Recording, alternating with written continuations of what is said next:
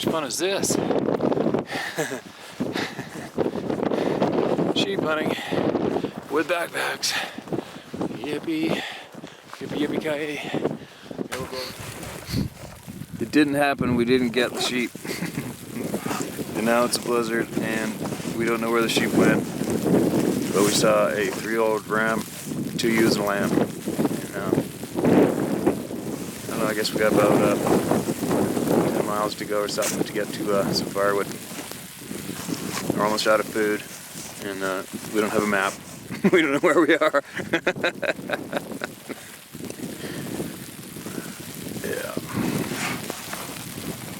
Alright, here's the 360 of where I am today. And I definitely just couldn't quite get up as high as I wanted to go today driving, which is quite a ways up, but the snow is too deep. So now I'm gonna set up in this corner right here, middle of all this timber, and share some important emails. All right, maybe down that rock.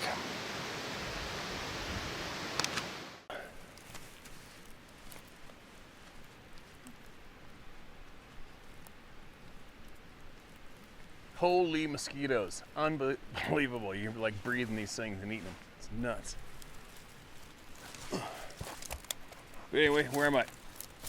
If you feel like Googling it, I'm up the Sioux Valley, S-O-O. Way back in the height of land behind me, just below those clouds, you can actually see Whistler and Blackcomb ski mountains from here. What can I tell you about right here? Last October, a couple was up here. I didn't make it up to the top where I wanted to go. And there's a cabin at the top here, but the snow's too deep, so I had to turn around. But last October, a couple, I think from Whistler, Pemberton, they came across a set of human-like, I think it was 16-inch prints. Came down off the top, angling this way. It came right down across the road into the clear cut up here, and kept on going. What else can I tell you? Back right behind me over the valley here in that timber, these mosquitoes are unbelievable.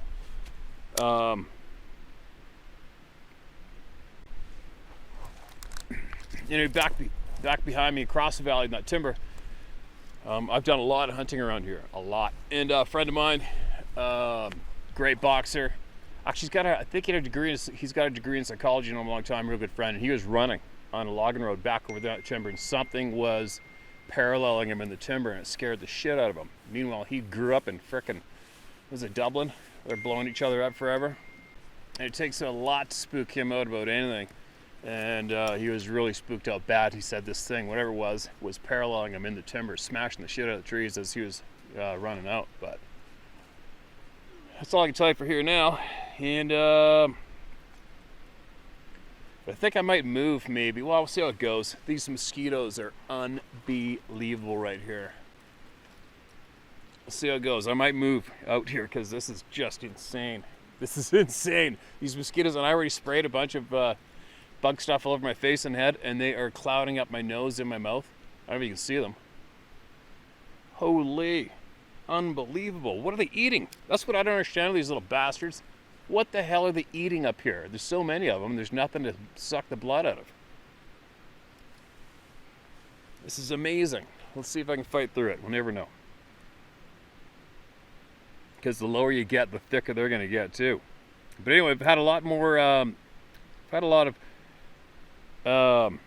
replies from the military people. So I've got a few more in a folder just for that, and I'm going to share them right now. We'll see how I make out with this bug fest here, right? It might just take me over the edge. And it's tough to do at home on the farm because there's a lot of background noise at home currently. It just drives me insane. I can't stand the background noise, but these mosquitoes, holy. All right, enough belly aching. What do we got? Hello, Steve Sean from Texas here. I'm nobody, but I've done a lot of research, and I do have my theories on the subject of the Sabe. I have a few experiences that I won't get into now, but I will share some of what I've gathered over the years pertaining to the subject. I believe they are extra-dimensional beings that aren't from here, but come here to forage. Emery Smith is a former Black Project participant. He was a surgeon of sort. He dissected alien tissues, among other intriguing responsibilities. I also won't get into now. He speaks briefly on the Sabe people or Sasquatch in one of his recorded video seminars. Anyway, according to him, the powers that be know very well of the Sabe. Not only do they know, but they have weapons directly replicating the abilities of the Sabe. Some of your writers speak of Nikola Tesla and the Philadelphia experiment. This was the experiment that we made a ship disappear, time travel, teleport miles away, and return to current time and location. The declassified documents mention the crew aboard the ship were physically able to move through walls. Some even jumped off the ship when it teleported. A few of the guys got fused into the wall of the ship upon return. There are pictures of this that are easy to find. Wow, crazy. I'm going to look into that. Oh, I'm getting mosquitoes up my nose. I encourage everyone to research the Hutchinson effect, where a scientist replicated the experiments and recorded his findings on video. We all know about the existence of frequency weapons, crowd dispersal type weapons. Symptoms include burning skin and feeling as if one's molecules are melting or exploding. They're relatively common nowadays, but most people have never heard of the low frequency attacks. People describing a feeling of absolute fear, anxiety, nausea, and other strange symptoms. There is a documented low frequency attack on the American embassy in China around 10 or 15 years ago, where occupants of the embassy report these exact symptoms. That's directly why people are skeptical about 5G. It operates on these low frequencies. This also sounds familiar, huh? Another is called the voice of God, a frequency weapon that can send a person's voice directly into specific people's heads, tuned into their body's specific frequency, clear as day, not affecting other people. Sound familiar? Mind speak. Our bodies are indeed antennas and amplifiers. We receive and transmit frequencies constantly. I believe intuition is a side effect of frequency received. The Sabe are the same as we are in a sense. They simply know how to adjust their body frequency to cater to their needs or task at hand. Another weaponized ability of the Sabe is mind control. I'm sure everyone has heard of Project MK Ultra and the Monarch programming. Like hypnotism, they can scramble your brain temporarily or permanently. This leaves people in a confused state similar to being knocked unconscious. If you have ever witnessed someone have a seizure, you notice that they are completely clueless for about an hour after, exactly like some of the missing 411 cases. Some people seem to know something happened but have no memory, and also seem to refuse or brush off the suggestion of memory regression. Using certain frequencies, they can also take control of our physical body, forcing you to do things you wouldn't normally do. This explains why people go out of character and randomly take off into the woods, trance-like state, as well why missing children are occasionally found sleeping. I also think this explains a lot of the school shootings. They're hypnotized in a sense, but that's another story.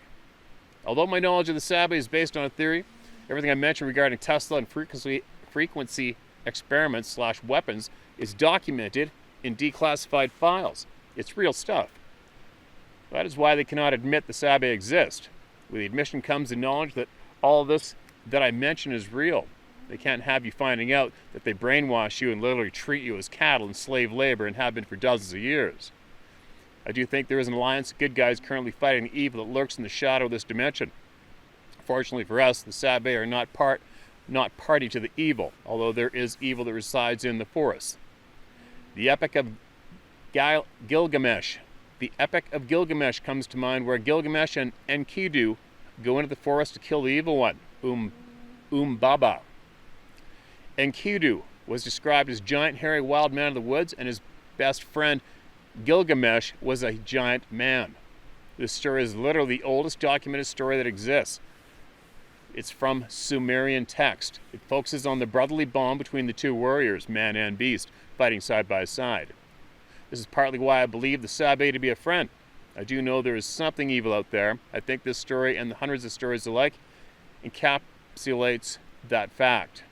That's it for me now. If you want more of my knowledge and theories, just mention it, and I'll try to write again. Feel free to share. Until then, keep up the good fight, Sean.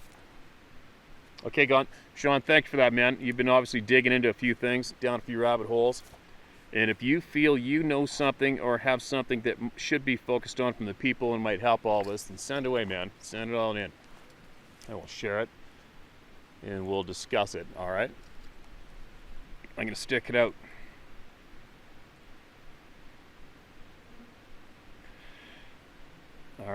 Here's another one. Don't forget, you guys, you take from these what you will or leave it. All right? Don't blow a gasket. It is absolutely 100% a waste of time to put cap locks on and snap and blow a snap sandwich on anyone online. Okay? Just so you know, there's your heads up. It's a waste of time.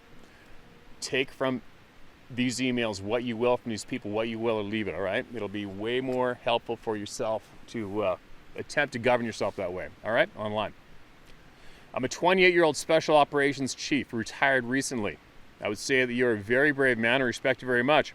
I'd also say the United States government is as ingenious as it is ignorant. Too many times we give far too much credit for the government, and other times not enough.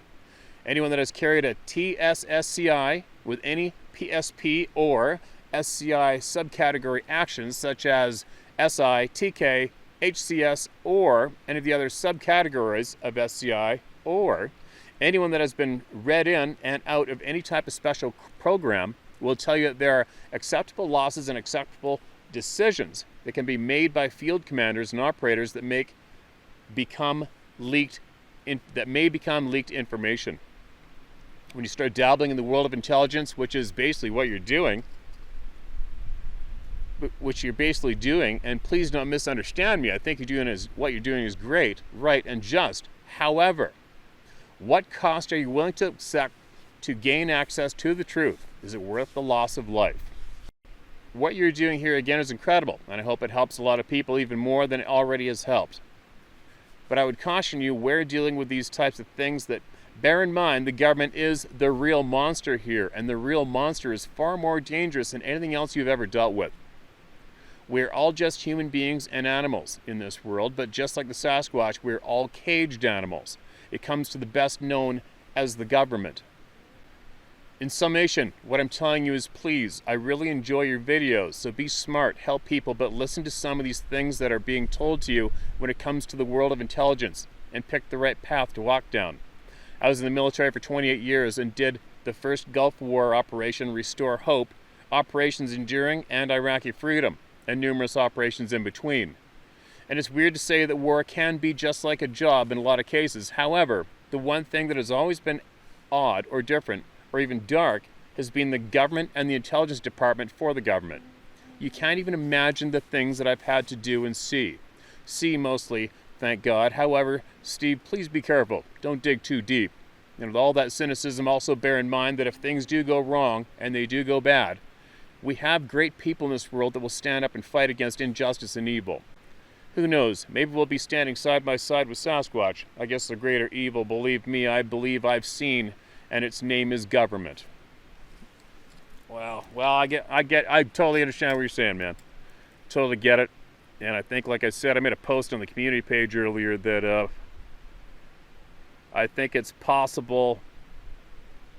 I can almost start relating to a lot of the people who consider themselves a member of the Bigfoot Sasquatch community, and how it just might be a little more comfortable to stay staring at footprints, bashing on trees, and leaving apples hanging on branches, right? It's a lot more safer, and it doesn't lead anywhere. Because I'll tell you what, once you do see through the bullshit and start asking questions and learning more, it's not a very pleasant destination once you start getting closer, right? It's just not. But in the meantime, for me, I am going to continue to ask questions, and I'm going to dig, and I'm going to learn, and I'm going to share what I can, because, and I do understand, some people have mentioned that it's almost like we're on a slave planet, which makes sense to me. But how do things change unless the people change it, right? Somebody's got to change. And I know I'm not alone. There's a lot of people out there fighting right now for everyone's freedom and freedom of knowledge and freedom to learn and freedom to speak. And we are being fought. There is somewhat of a weird war going on right now of the powers that be that want us to shut up, get in line, do what you're told, right? And I'm a firm believer also that those 3 or 4 or 5 little geeky minions who were basically code writers when they came up with YouTube, Facebook, Twitter, Amazon, they are not in control. No frickin' way they're in control. Someone else is in control. There's a group out there, groups that are in control, and I'm sure they don't have much respect for human life, right? But I'm not trying to lock horns with them, although if I did have the power, I would if I could, but I can't. But what I can do is I can keep digging and keep digging up the straight, honest information and share it with all you so that we can salvage what we can of the tens of thousands of human beings who have been stripped of their passion for the outdoors, the real world, right? If I can do that, well, it's worthy of my time. If I start digging a little too deep, I'm quite sure one of the first signs, if that happens, a couple friends of mine have been a little concerned about the direction I've been going with gaining knowledge, and they've probably seen a few too many movies possibly. But think about it, everybody. If I start tapping into something a little too dark, they're just going to delete me from the internet first, right? Why would they even go out of their way to pay somebody who knows how much money to travel to a different country, whatever you got to do, and pull a bullet in the back of my head? Before that comes, I'm quite certain they're just going to delete me from the internet. Wouldn't you agree? So until that happens, we'll keep going, all right? Now listen to this. Thank you very much for sharing that, by the way, man. Absolutely appreciate it. If you want to share more in the future, please do. And we'll get to it, we'll share it, all right? You got something to help the people with, send away. I absolutely love everybody going out of their way to email and share with the people. It's huge. It's a huge effort. It's hugely appreciated. Hello, Steve. Hello, Steve. Amazing show, amazing stories, amazing views. It was late 95, 96. It's been a while. I'm 50 now. I was in the Village Inn restaurant in Craig, Northwest Colorado. My friend Sue was talking to a guy I'd never seen. Small town. She invited me to meet this guy. So I went and met him. Okay, this is a real weird one. But I'll continue on with it, and we'll get back to some other Sasquatch possible related emails. My friend Sue was talking to a guy I'd never seen. Small town. She invited me to meet this guy. So I went and met the fella. Clean-cut, nice guy, sharp, and obviously military. He said my friend wanted me to hear what he had to say. I'm a people person and was intrigued. We went outside for a smoke, and that's when shit got real. He said, I'm a lieutenant in the Special Forces. I'm an elite group of modern soldiers. Let me show you something. He then put his palms together, bent his hands back at the wrist till his fingers touched his arm. He then popped them back into place. The whole time looked me in the eyes, not flinching. And then he popped his knee out of joint and back into the same ease. There's more. He pulled up his pants and yanked hairs from his shin, burnt them with a lighter, and it melted like a Barbie hair. His skin on his lower legs were not real, and it looked and felt real, but didn't feel right. He said his forearms and leg bones are titanium. He had an egg-shaped implant bump on his right temple about the size of a quarter. He said it made his body produce chemicals faster, so he was faster. Can maneuver 3 times faster than a 3rd-degree black belt due to a microsurgery to reduce tension on the muscles. He then had Sue spin him around like a pin on the tail as I stood still, facing away from me, and he did backward spinning, roundhouse kick, and froze maybe half an inch from my nose. There's more to this. We talked for a couple hours, mind blown. I'm writing to you because some respectable people watch you, and maybe someone who's met or seen similar. Someone similar. I've told the story for years. Nobody's ever seen or heard of anything like this. Thank you, Steve. You and David Plattis and many others are changing minds and hearts and lives with the great work you do. Take care and God bless. Aaron Vorlin. All right, Aaron, I shared your email, although it is not on topic for what we have been sharing currently in the past, and it was short to the point, and there you go. I've shared it. We'll see what may possibly come. But everything you just wrote is absolutely out of my world and has never entered my ears or eyes ever before, all right? Just so you know. Sounds interesting to me. Hi, Steve. My name is... Okay, I don't think I can share this name. I'm gonna skip on the first paragraph. It tells me his first full name is... his rank is battalion, the Rangers he was in, the state he was based in. I retired from military service due to a non-combat injury and now live in California. I was recently introduced to your channel by a buddy of mine from the Rangers. Gosh, mosquitoes are going up my frickin' nose. I was recently introduced to your channel by a buddy of mine from the Rangers who sent me a link and suggested I watch. This is because of what him and myself, along with 6 of my fellow soldiers, saw in 2016 on a training exercise. For fear of compromising security, I won't mention exactly where the training took place, except it was in the general area of Mount Baker, Snoqualmie National Forest, and it used to be a regular host to exercises. Well, it's pretty close to where it is. For the training exercise, a small number of men were tasked with setting up an OP on top of a ridge line. and reporting movement back to the higher-ups. Enemy soldiers would be moving through the area, and exercise was slated to last no more than 48 hours. I was part of the 6-man relief team who ripped the original guys, and we sent them back down the hill to our laying up point. After briefing and familiarization with the terrain and landmarks, we sat down behind our sophisticated imaging equipment and settled in for the coming night. It wasn't yet dark. The sun was on its way down, and the surrounding area was filled with animal and bird noise. After maybe an hour, the sun had now gone down. Myself and my sergeant heard what sounded like a tree branch whipping back, and we trained the thermal imager in the direction we thought the noise had come from, but we couldn't find anything, except a rabbit and an owl sat in the branches. We kept alert, convinced our enemy were in the local area and moving through to their objective, which was 4 miles to the southeast. We kept searching through the camera, using no light sources to aid our search. We heard the odd sound here and there, but nothing of note. We were replaced a couple hours later and sent back down the ridge.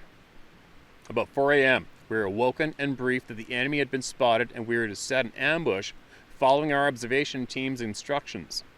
We set on a trail and took nothing except our weapons, ammunition, blanks obviously, and radio equipment. The ambush was set and we stayed there until midday, when we decided we missed them. The guys on the ridge line were chewed out for being spooked. They insisted that they had heard branches snapping and the sounds of heavy movement and decided it was the opposing forces moving to their objective. I was sent back up the ridge the afternoon for my final stint at the OP. I don't recall what time it was, but only a short while into our task, one of my guys got everyone's attention. His camera was hooked up to a small screen so others could see what he was seeing in real time. Opposite us, down in the small valley, was a heavy concentration of trees where we were expecting the enemy forces to move through. However, stood slightly back in the gloom of the trees was a single figure. At first we thought it was a bear until it stood and moved to the next tree that was wider, and it took up a position behind that, occasionally peeking out. We switched the camera to thermal and continued to look at whatever it was that was peeking at us from behind the tree.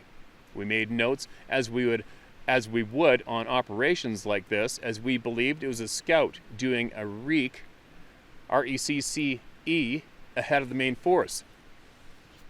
We reported on the radio that we'd made visual contact with the enemy and that we were told to wait it out. The observation on the figure continued for at least 10 minutes before it darted off back into the cover of the trees and disappeared. In the time we had it in our sights, we came to the confusion the figure was wearing a ghillie suit, as its shape was very irregular. It was very bulky, like an NFL linebacker. We couldn't get a reliable size, but we estimated about 6.5 feet tall. Later that night, the exercise was called to a halt, and we dismantled our OP, our camp, and made our way down the old logging road to the pickup. We loaded onto our trucks and set off back to Lewis McCord. The guys were bitching about not coming across the troops playing the enemy. We were convinced we had missed them by a tiny margin. The next day, myself, Sergeant, and the specialist who was on the camera were called into a briefing. It was strange as usual. Everyone involved would be called in, but it was just the 3 of us. Our base commander was there, along with our commanding officer of our battalion. A guy in civilian clothing was also present who didn't say much or introduce himself at the start. We went over what happened in the hours we were on exercise and ended with the encounter with the enemy scout. At that point, the mysterious guy piped up. He told us that the footage we'd taken had been looked at, and it wasn't what we thought it was. The next words from him cautioned us that if we mentioned what happened in this briefing, we'd face charges and be prosecuted. He went on to tell us that basically the figure was an identified interest. He didn't go as far to say it was Bigfoot, but he said that the military and government is aware of a population of bipedal animals that occupy areas of the state. He didn't mention any other states. He just kept it focused on our area. We were informed that these creatures are seen often by civilians and military alike and often shy away from human contact. Along with our base commander, the group of us were then told in no uncertain terms that if we told anyone of what had been discussed, we would face charges, prison, and dishonorable discharge. Needless to say, the 3 of us never discussed what had happened with anyone else. I'm writing this purely to inform you that the higher-ups in our government and armed forces are aware of Bigfoot. It is real. Our sighting wasn't a classic 9-foot tall, 1,000-pound monster, but it was recorded. Obviously spooked someone enough to read myself and my brothers in on a subject that seems to be part of a huge cover-up. I don't know if you'll share this, but if you do, please omit my name. Thank you. All right, man. I absolutely appreciate you coming forward bravely and sharing that. Absolutely appreciate that, all right? And I am completely encouraging other people to do the same. I don't want to hear about what military base. I don't want to hear about military secrets. I don't give a shit. I want to find out my main concerns at this point. My main concerns at this point is I would like to know who is more at threat if we engage with these beings. Is it humans or is it those beings? What else do I want to know? I want to know why we are not publicly informed about these things from childhood and school. Why not? Why are we being misled? Why is it a cover-up? What is the big risk to the people knowing the truth?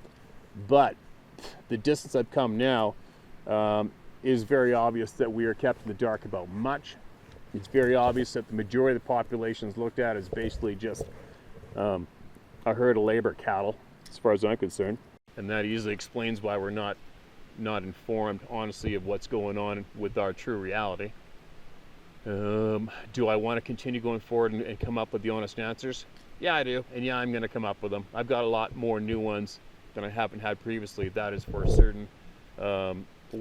Number one obvious is, yeah, obviously the government knows, the military knows, the scientific community knows. But the amount of effort, time, and money put forth to keep us in the dark is amazing. Possibly somewhat, because it's amazing, it's also alarming. But we're getting closer. A lot of very educated, experienced people are coming forward and sharing knowledge with us, right? And that is huge. Obviously, myself and no one else is looking to get this knowledge to harm anyone with it. We're not looking to get this knowledge to crack open military secrets and sell it to the Russians or the Chinese, right? We're the people. We count, and we are a very strong force when banded together, and when we respect each other, right? And look what happens when we don't respect each other. We're divided. It sucks ass, right? Like it has currently. But this group of people is coming together through my channel and many others is pretty significant. It's picking up speed. There's not much you can do to stop it. It's pretty exciting. But anyway, before I start babbling anymore, let's get on with another one. And I got to get going. Hello again, Steve and the Howtohunt family. Thank you for sharing parts 1 and 2, and due to some generous comments in the last email, as well as Steve's full support, why not share some more food for thought, whilst keeping it short as possible. Before I start, I should mention that what I share here is not to try to change anyone's mind or beliefs, but to simply open it to other possibilities. Like this wise man keeps reiterating, take it or leave it. I wish to learn as much as I can from as many angles as I can, and therefore I share a keen interest in the study of all religions when it comes to the subject. Throughout many religions, one will find numerous links with astrology. For instance, our sun, that is S-U-N, appears to walk on water. If you've ever seen a sunrise or sunset on an ocean, the sun turns water into wine by creating water vapor that creates rain for the vineyards. The sun devotes its life and gives all its energy to sustaining our life. If the sun ceases to rise, we cease to exist. The sun enters each star constellation at a 30-degree angle and exists the realm at 33 degrees. The sun moves back and forth between the north and south hemisphere, and in the transition on the 23rd of December, our sun stops moving or dies for 3 days in the constellation of the Southern Cross, or on the cross, before being reborn and moving again on the 25th. The crown of thorns represents the sun rays, just as the Statue of Liberty does. All royal crowns are designed as such. The story of light versus darkness, along with the movements of celestial bodies, is the oldest story there is throughout humanity, and there are many examples and metaphors of this in modern-day religions. The world is full of hidden symbology, numerical, alphabetical symbols, and gestures used to communicate between those that see the masses as sheep. The Washington Monument is a dedication to Egyptian mythology and the phallus or erect penis. This is placed closely to the oval office. It represents the female womb. The US dollar bill is full of symbology. Hollywood also enjoys participating in occult/hidden practices amongst the propaganda. JFK was shot on Elm Street. It's perhaps mocked with the movie title Nightmare on Elm Street. The movie Titanic was made out to be a love story, when in actual fact it was well-established families on board who were heavy against federal banking. Mysteriously, the unsinkable sinks in 1912 and the Federal Bank opens in 1913. Just coincidental, I guess, like Donald Rumsfeld's blaming the Pentagon for $2.3 missing September 10th, 2001. On to the next topic of Nephilim. There is evidence to suggest that giant Homo sapiens also existed at one point in antiquity, as the once carbon-rich air of this planet made all flora and fauna grow much larger. If Homo sapiens originated earlier than previously estimated, then those huge statues of humans in Egypt may not be a tribute to gods, or so just proportionate after all, and the construction of the ancient structures such as the pyramids may become somewhat rationally explainable, pending time alignments. The idea that God created us in his image along with this planet, yet the offspring of fallen angels seem to be better adapted and designed for this planet, still perplexes me. Our skin is thin, making us more susceptible to poisonous bites, puncture wounds, and of course, sun radiation. We require the fur of other animals to survive in many regions. From an observational point of view, it does appear that if anyone is more alien to nature on this planet, it is humans. The bipedal references between Sabe and Nephilim, along with DNA studies, are certainly very interesting. But giant Homo sapiens being the Nephilim should not be excluded so quickly. With all the UFO buzz of late, perhaps it is also fitting to mention that since 1917 it has been whispered that the only way to bring all nations together under one world government is to have an outside enemy, a foreign invader. Ronald Reagan mentioned this several times in speeches. It's refreshing to see the many comments from people who seem well aware of this and the agenda.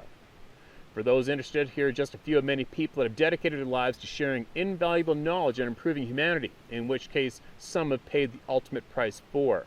Those are Manly P. Hall, Bill Cooper, Phil Schneider, Jordan Maxwell, Santos Bonacci, Robert Sepper, Alan Watts.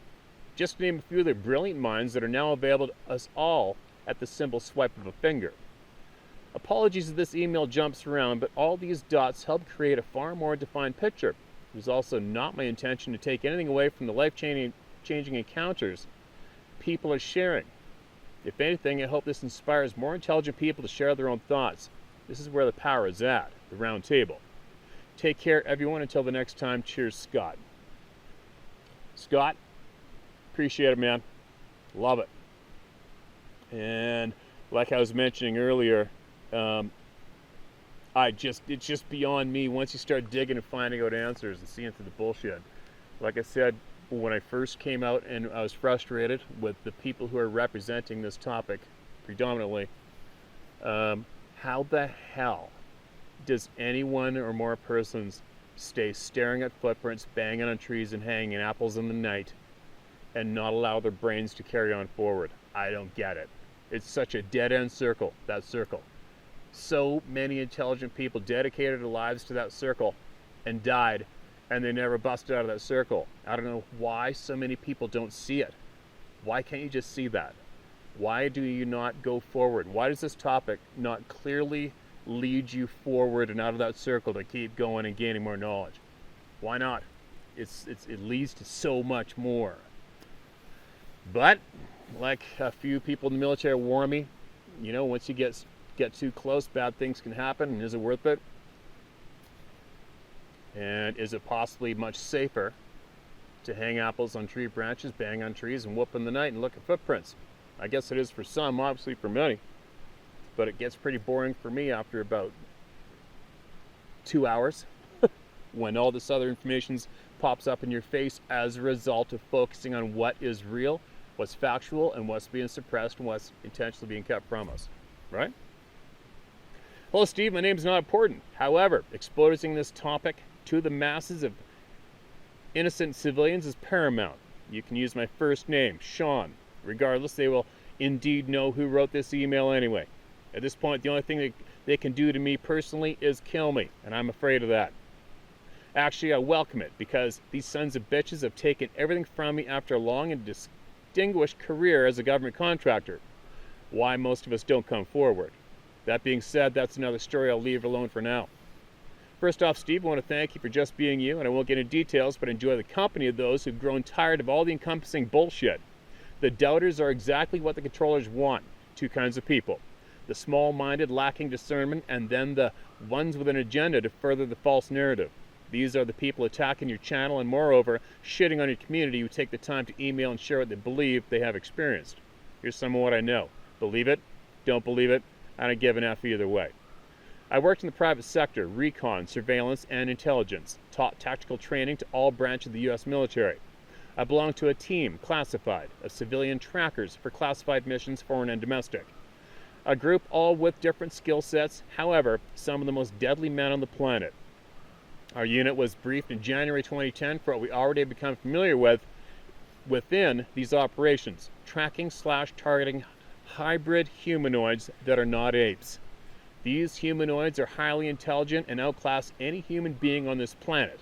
However, I find it amusing when I hear the stories of people having relationships with these beings by feeding or befriending them. Bad move. Make no mistake, these are enemy combatants of the higher plane and use extreme caution when coming in contact with beings. You wouldn't believe what these beings have done to civilian and military personnel alike. After our briefing, we loaded up our MH-60 and headed for an area, classified, where some greenhorns from Fort Dix were missing and presumed dead. The intel was absolute and the mission was simple. Track, target/targets, eliminate the threat and secure the area. We repealed into a DZ at 0000, 12 a.m. Standard Time. The 12-man unit broke off into pairs, gunman and spotter, to blanket the area, then disappear into our surroundings. About an hour goes by before the forest goes silent. Using my NVD to scan my surroundings, and nothing, just that feeling of being watched. I thought I looked downrange with my rifle mount, and at that moment it started to snow, making visibility poor at best. Always a thick air around these beings. Must be on high alert. They have the ability to speak telepathically and can have disorienting effect on humans and animals. Starting to settle in for a long night when this canyon silence was broken with the call of a big male, which is intense, especially when there's dead silence. Then the tree knocking starts, which seems to be coming from multiple positions. This is when we go completely dark with no communications. However, they know our exact position and are tightening the parameter. I moved into a rock formation to cover a 6 when a broken off tree was hurled at my position. Now, an overwhelming stench filled the air. Come to realize my spotter shit himself. Now things go silent again, scanning my surroundings as the snow lets up and I see movement about a click out. I'm locked in but no chance of a kill shot, so I wait. About 5 minutes later I hear a discharge, and at that moment he exposed his head and I took the kill shot. Now flares are illuminating our surroundings and all targets were eliminated. Hazmat flies in, we call it a night. I know these beings have families and I'm very matter-of-fact about these missions, but you need to understand these are very complex entities. Even with many scientific studies relating to these beings have been performed, but gaining little understanding of them. It's important to know these beings are multi-dimensional and are slightly different depending on region. Plus they tell us they have radioactivity emanating from their body. Don't know if they're bullshitting us, so we don't get close enough to snap a clear image of the creature. Not sure. They come in all sizes, from juveniles averaging 6 feet, and adults can reach 16 feet in height. Colors range from black, brown, red, and blonde hair like humans. Some have similar teeth to humans, some have double rows of teeth. Some with long canine teeth. Their anatomy is just like humans, other than large elongated arms. Now for the real question. Why haven't the public been informed about this very serious threat? To this, Steve, I have no answers. Let there not be secrets, but truth come to light. Thanks again, Steve, for giving me this opportunity to share, have much information. Maybe someday we can have a hunt, and I'll fill you in. Off the record, of course. And that is quite the freaking email. And thank you very much. Absolutely appreciate that share. And just, I'll make this mention to you and everybody at the same time. As soon as you said that you were briefed that they possibly give off radiation from them. That's not the first time I've heard that, but I haven't heard it very many times. Obviously, civilians don't have Geiger counters on there when they're hunting and hiking and fishing and stuff, right? But I will tell you this, that I had a man I have vetted who was at not a military, he was working at a nuclear energy site where they watched this thing on all fours take a straight head-on run at the security chain link fence, jumped over it, busted through the two IR beams that are above the 12-foot fence. One was at 18 inches, the other one was at 33 inches. Over the fence, busted those two security beams. He said, quote, "Then all hell broke loose, landed on the ground and stood up, and was just as tall or taller than a 12-foot chain link fence with the barbed wire strands on top." But what was just shared here, the mention of the radiation, he took a Geiger counter and tested the ground where the footprints were, where the thing came over the fence, and radiation was coming off of those prints. So how's that for a slight coincidence and a familiar note that I picked up along the way, right? Something to think about, something to ask around about, and maybe possibly something for some of you out there who know to knee-jerk and possibly email us in and add to it. Interesting, isn't it?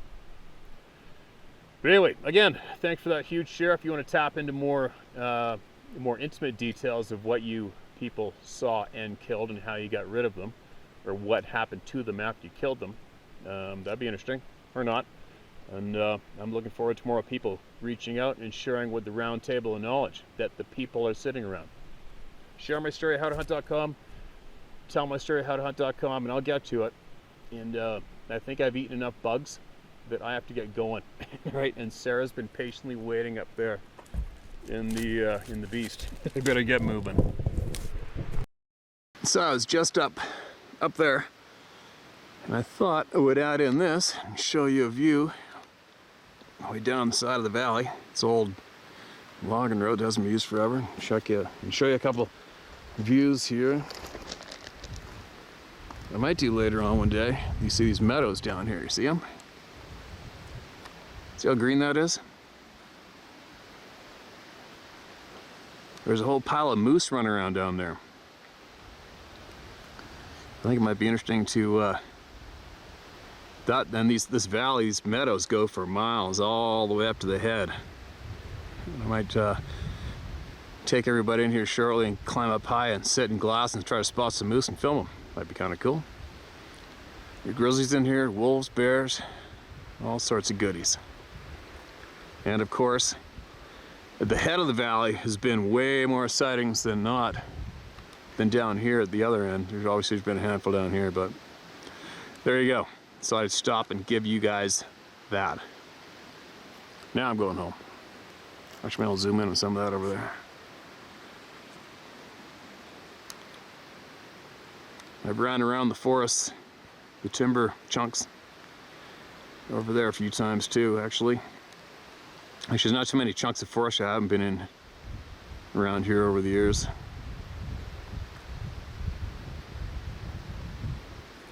There you go, British Columbia.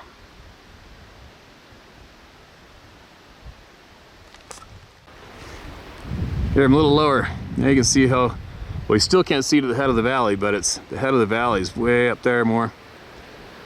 And it's a good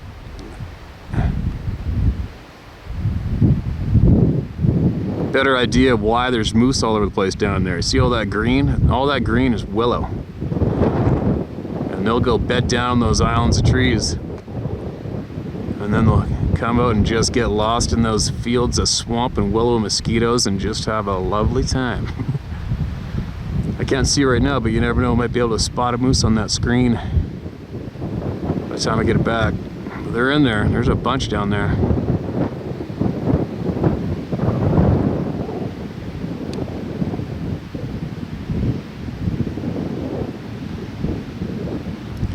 Should probably bring the drone, fly the drone in here. There you go. All right. right, that's really it this time.